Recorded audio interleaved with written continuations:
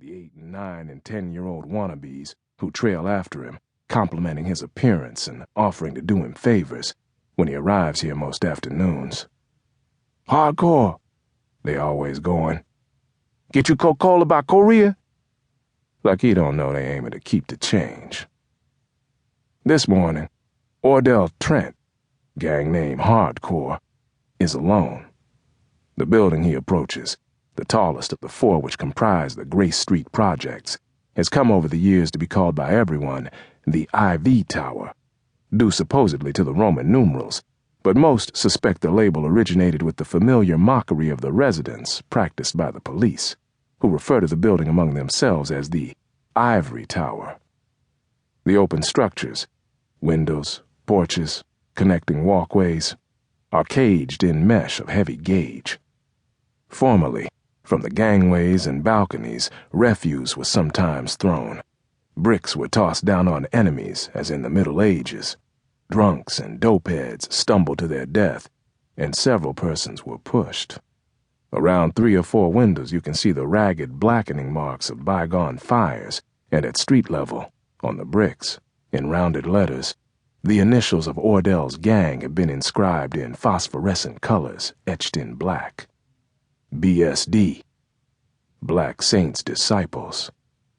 His set, the branch of the gang which Ordell heads, the T4 Rollers, is often celebrated too, and some daring members of Gangster Outlaws, a rival organization, have also put their marks here, wall-banging, as it is known.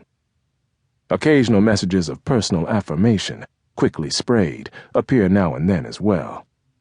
D-Ron is cool. Lucifer. Inside, Ordell nods to security. Chuck he named.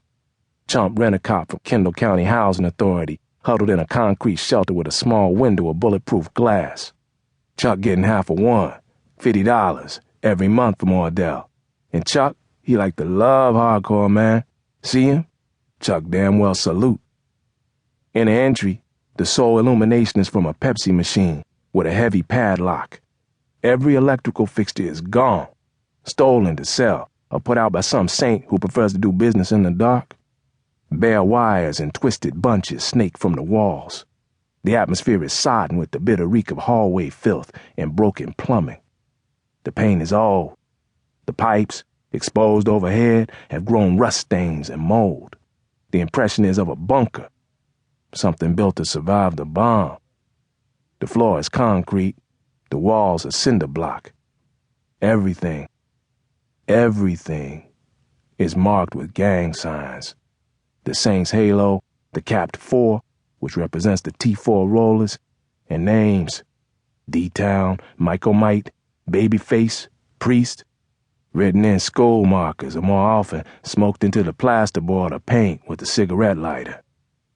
The elevator, one of them, is working again today, and Hardcore rides to 17.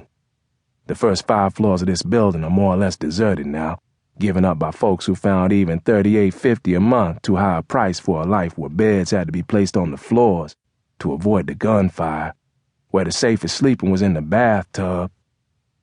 When he lets himself in, Hardcore hears the old woman's husky breath, clotted by the deteriorations of living, emerging from one of the 2 back rooms he lets her have.